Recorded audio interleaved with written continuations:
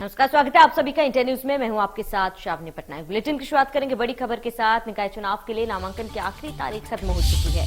Ticket को लेकर BJP और कांग्रेस दोनों दलों में नेताओं की नाराजगी आमने सामने है, लेकिन बात सूबे की सत्ताधारी पार्टी की करे तो सवाल उठता है कि क्या बीजेपी ने टिकट देने में पार्टी की गाइडलाइन का पालन किया, और अगर पालन किया तो कितना किया है। गाइडलाइन का मतलब ये कि पार्टी परिवारवाद अपराध से दूर रहेगी। हालांकि बीजेपी ने खंडवा को छोड़ दिया जाए तो महापौर के प्रत्याशी का ऐलान करते हुए पार्टी गाइडलाइन का पालन किया, लेकिन पार्षदों का टिकट देते वक्त गाइडलाइन तोड़ी गई। परिवारवाद और अपराध को अनदेखा कर दिया गया। पार्षदों को टिकट देने में जीत को ध्यान में रखा गया है और जो उम्मीदवार जीत सकते हैं उसे बीजेपी ने टिकट दिया है। इस सवाल उठाते हैं कि दूसरे दलों पर परिवारवाद और अपराध का आरोप लगाने वाली बीजेपी ने इन सब मुद्दों से समझौता किस तरह कर लिया। बड़ी जानकारी आपको बता रहे हैं। जिताऊ उम्मीदवारों को बीजेपी ने टिकट दिया है और इस दौरान तमाम जो गाइडलाइंस है उसका उल्लंघन किया गया। खंडवा छोड़कर महापौर प्रत्याशियों को टिकट दिया गया है। बड़ी जानकारी आपको बता रहे हैं, जहां पर निकाय चुनाव में बीजेपी ने पार्टी की गाइडलाइंस जो है वो तोड़ी है। पार्षदों के टिकट में परिवारवाद और अपराध की घुसपैठ देखी गई है। जिन प्रत्याशियों को टिकट दिया गया है, साफ तौर पर परिवारवाद जो है इसमें दिखाई दे रहा है। करीब जिताऊ उम्मीदवारों को बीजेपी ने टिकट दिया है। जिन उम्मीदवारों से जीतने की उम्मीद है उन्हें बीजेपी द्वारा टिकट दिया गया और गाइडलाइंस का कहीं ना कहीं पालन नहीं किया गया, गाइडलाइंस को अनदेखा किया गया है।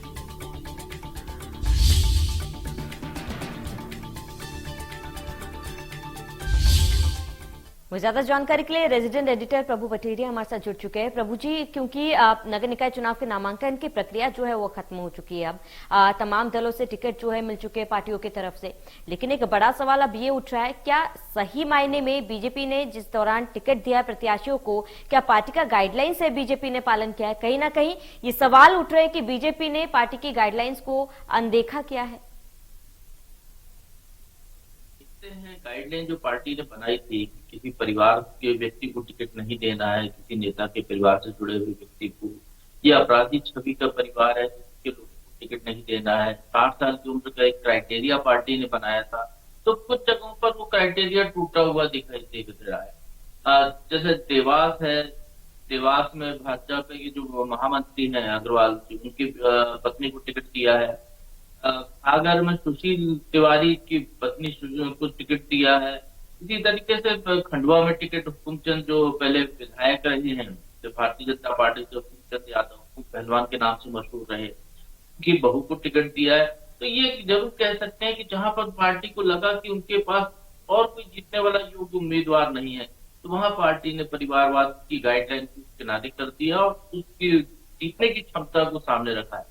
इसी तरीके से पार्षद के टिकट वितरण में भी कुछ जगहों पर ये देखने को मिला है। हालांकि कुछ जगह पर अपराध छवि वाले जो उम्मीदवार थे उनके टिकट को पार्टी ने बदला है। इंदौर में बड़ा उदाहरण है। इसको लेकर इंदौर में वार्ड 56 का जो टिकट है पार्षद का, उसको पार्टी ने बदला क्योंकि वो अपराधी छवि के परिवार से आती थी महिला। इसी तरीके से भोपाल में भी कुछ टिकट रोके गए हैं पार्षद के, जहां पर भी कुछ ना कुछ पार्टी को लगता है कि दागी परिवार से जुड़े हुए।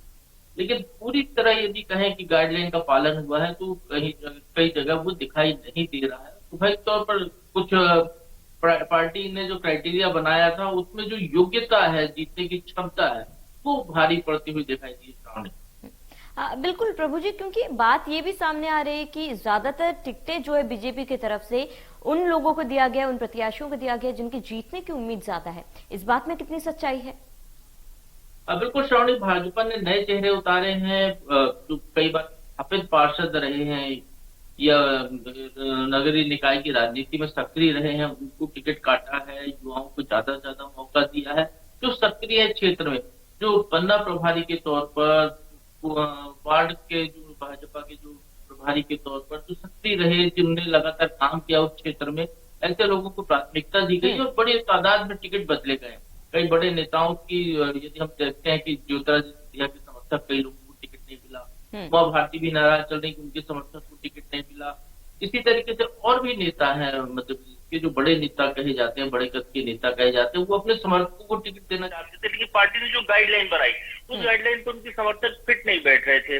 तो इसलिए उनको हटाया गया, उनकी जगह नए लोगों को मौका दिया गया। अब कांग्रेस ने भी कुछ ना कुछ क्राइटेरिया तय करके अपने उम्मीदवार उतारे, तो जो परिणाम आएंगे उसमें साबित होगा कि भाजपा कितनी जगह सही है अपने पूरे उम्मीदवार उतारने में, या कांग्रेस सही है। बिल्कुल प्रभु जी, क्योंकि देखिए आरोप प्रत्यारोप का दौर तो जारी रहेगा, लेकिन ऐसे में ये कहना गलत नहीं होगा कि फिलहाल जीत सबसे पहला मुद्दा हो गया है और बाकी सारे मुद्दे जो है उसे बाद में रखा गया। देखिए श्रावणी, चुनाव में जीत ही अहम होती है, सबसे अहम विषय होता है चुनाव जीतना, और उसी को देखते हुए राजनीतिक दल उम्मीदवारों का चयन करते हैं। इसीलिए हम देखते हैं कि संसद से लेकर विधानसभाओं तक और नीचे तक कई जगह दागी छवि के लोग भी हैं जिनको पार्टियां चुनाव में उतारती हैं, उनको क्योंकि वो जीत सकते हैं। कई जगह दल बदलू दूसरे दल से आए हुए लोगों को मौका दे देते अपने स्थापित कार्यकर्ताओं को छोड़कर, तो इस तरीके से पार्टी जीतने की संभावना पर ज्यादा फोकस करती है कि जीत सबसे अहम है।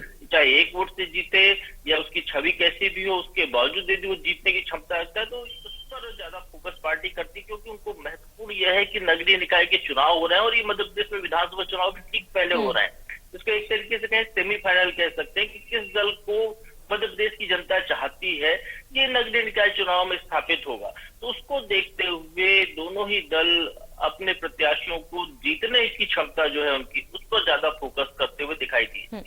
बिल्कुल प्रभु जी, फिलहाल तमाम जानकारी के लिए आपका बहुत बहुत शुक्रिया। मध्य प्रदेश, छत्तीसगढ़ की हर खबर सीधे आपके मोबाइल फोन पर। अभी सब्सक्राइब करें हमारा चैनल और पाएं पल पल की खबर।